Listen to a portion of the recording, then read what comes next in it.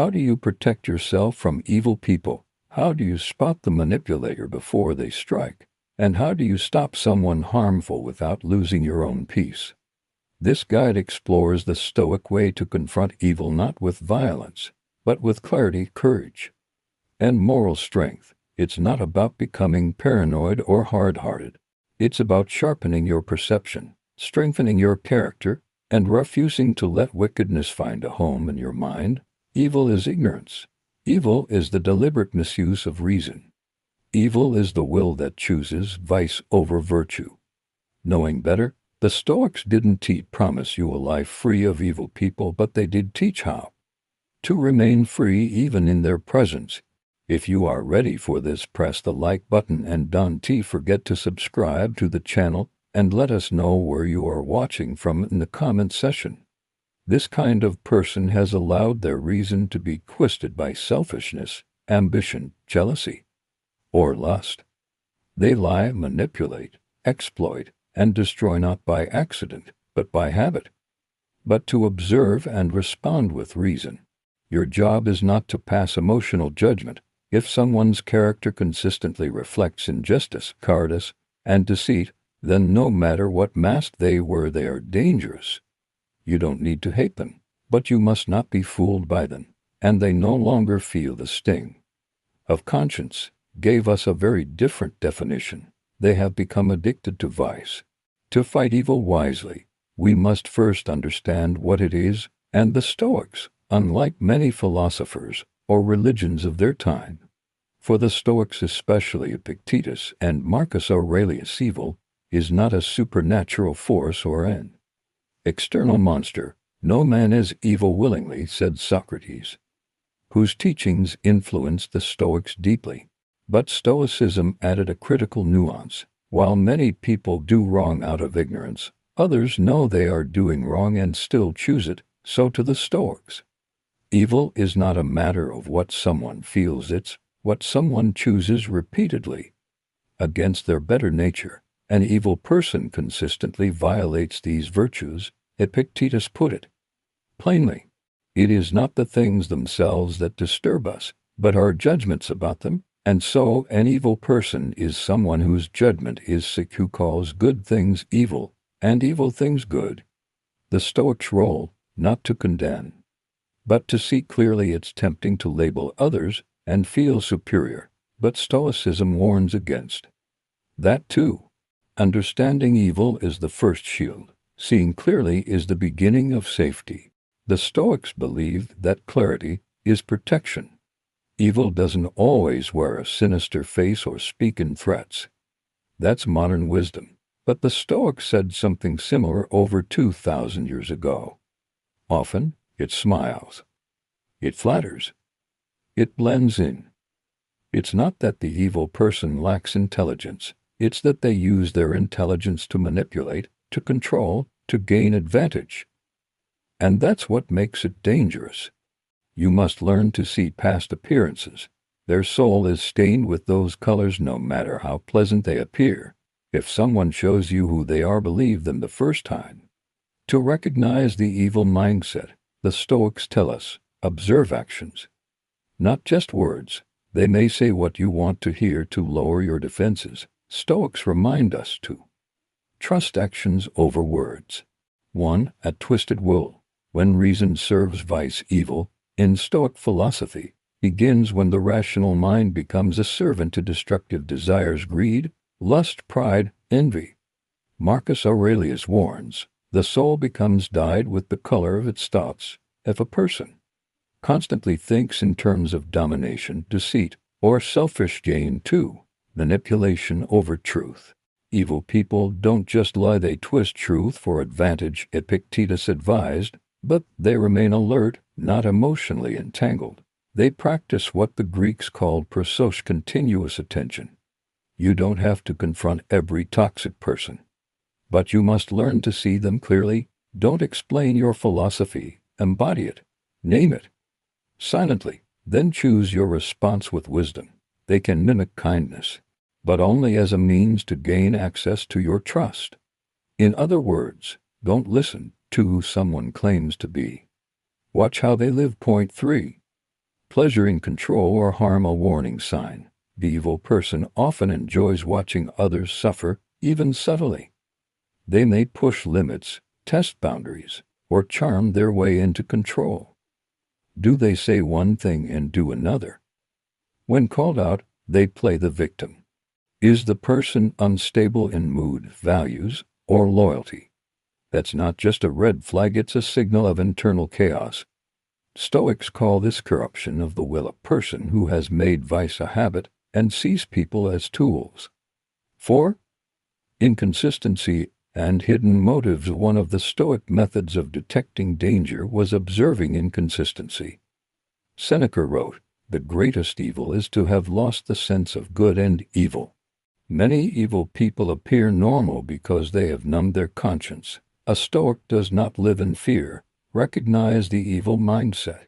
The Stoics believed that every wise person must appoint a guardian at the gate of their mind, a sentinel of thought, always awake, always alert. Evil doesn't need to break in with force, it only needs you to fall asleep at the door. Epictetus emphasized a single discipline above all, prosouche, the practice of continuous attention. This wasn't anxiety or paranoia. It was presence. It was awareness of what enters your thoughts, what stirs your emotions, and who is shaping your decisions.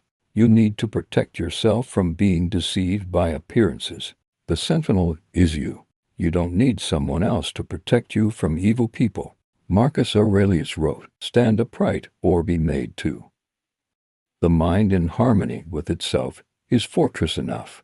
That fortress is built through habits, examining motives, yours and others, noticing when something feels off, watching for contradictions between words and actions. A Stoic doesn't wait until they're betrayed. They watch for signs before the wound. Small disregards lead to big falls. Evil often enters subtly. A joke that demeans others, a favor with strings attached, a compliment laced with manipulation. The sentinel watches not just for major crimes, but for micro-corruptions. If you excuse a little darkness, you make space for more. Each of these is a test. Seneca wrote, "Train your mind to pause before decisions. Let the sentinel investigate." No evil propensity of the human heart is so powerful that it may not be subdued by discipline. The key is not to let anything pass the gate unchecked. Practice pause and observation. Before you trust someone, deeply ask. A manipulator may leave, but their voice lingers. I decide what I believe. What do they want from me? Do they act the same when no one's watching? Are they aligned with reason and virtue or with impulse and gain? Stoics taught that reaction is weakness, but response is strength. Guard your inner speech. It is not just evil people you must watch, it is also how they make you speak to yourself. To train, because every day, evil knocks quietly, charmingly, cleverly. And the mind that watches is the mind that stays free. You're too sensitive. You deserve that. You'll be nothing without me. The Stoic sentinel clears that garbage from your mental space. Replace it with truth. I am responsible for my mind. A daily practice. Every night, the Stoic practitioner reflects. Did I let in something today that shouldn't have entered? Did I ignore a warning sign? Did I stand guard over my thoughts and choices?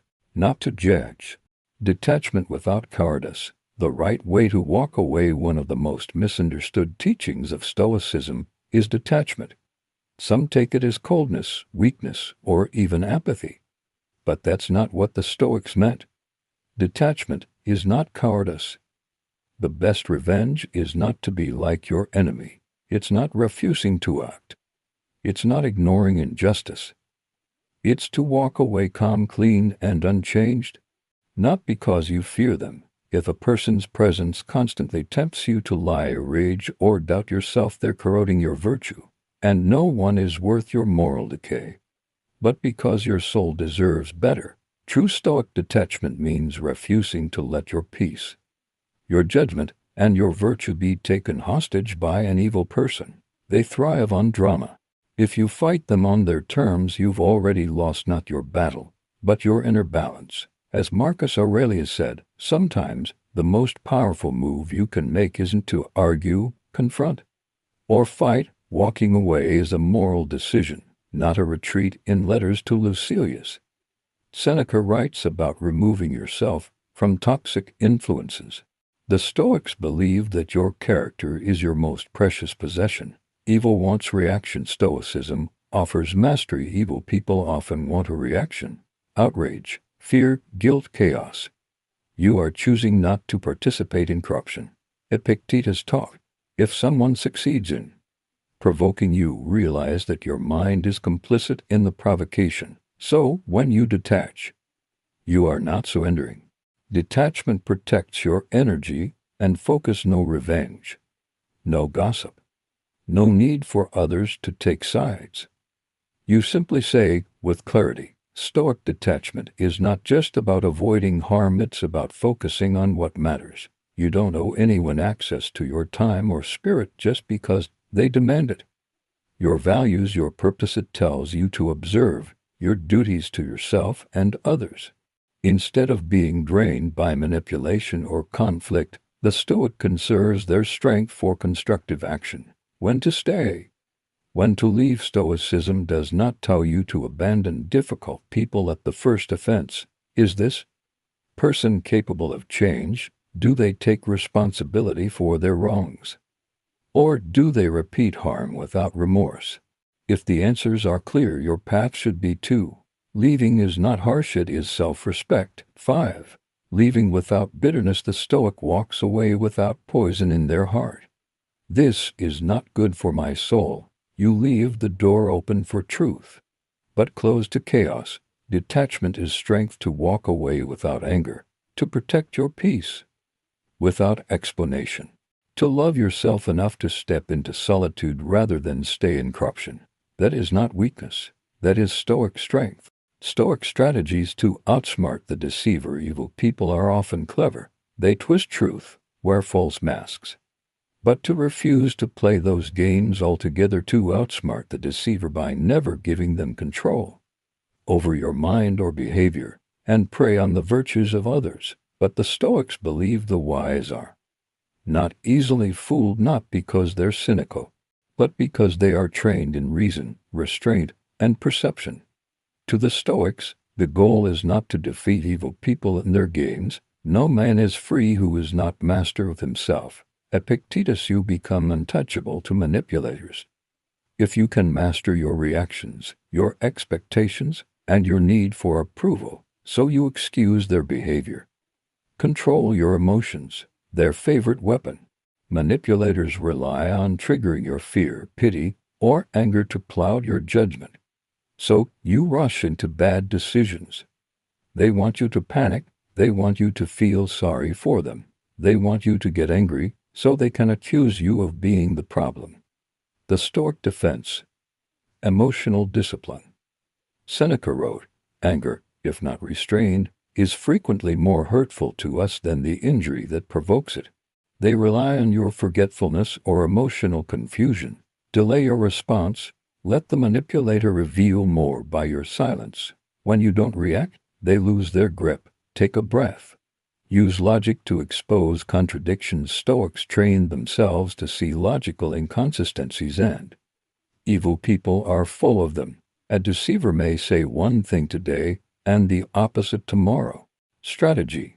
Ask calm, precise questions. Can you help me understand why you said this last week and something else now? What changed? Once you accept their rules, you're on their turf. How does this decision help the common good? These questions are like a mirror. If the person is lying, the cracks begin to show. Realize this, and you will find strength. Never let the enemy define the game. Manipulators like to set the rules: urgency, secrecy, isolation, emotional pressure. Marcus Aurelius said, you have power over your mind, not outside events. Break their frame. If someone twists your kindness into weakness, withdraw your energy. Take your time. Invite witnesses. Write things down. Ask for clarity in writing, not just in emotion-laden speech. When you move the situation into the light of reason, their power fades. Starve them of what they feed on. Deceivers feed on your attention. Simply say, "He obviously doesn't know me well enough to speak of me." Your defensiveness, you owe yourself peace. Your need to be liked, your desire to fix them. Stoics say, you are not responsible for anyone else's character. Let them face the silence of your disinterest. That's not cruelty, it's protection. Prepare before you engage. If you must interact with a manipulative person, prepare like a Stoic, with calm, clarity, and quiet strength. You win without shouting, defend without violence, and overcome without ever becoming like them. Remind yourself of your values: truth, justice, calm. Set a clear purpose. Why am I entering this conversation? Visualize possible traps or tactics they may use. Epictetus advised, if someone speaks badly of you, do not defend yourself. You don't owe a deceiver a battle. Keep your own integrity in touch. The ultimate Stoic victory is not beating the evil person, it is remaining undefiled by their tactics. Don't stoop to lies. Don't mirror manipulation. Don't become what you're resisting. By remaining firm in virtue, you expose the deceiver. By contrast, and you stay free. Final thought. Wisdom is the highest defense. To outsmart an evil person is not to become a trickster, but to become impenetrable to deception.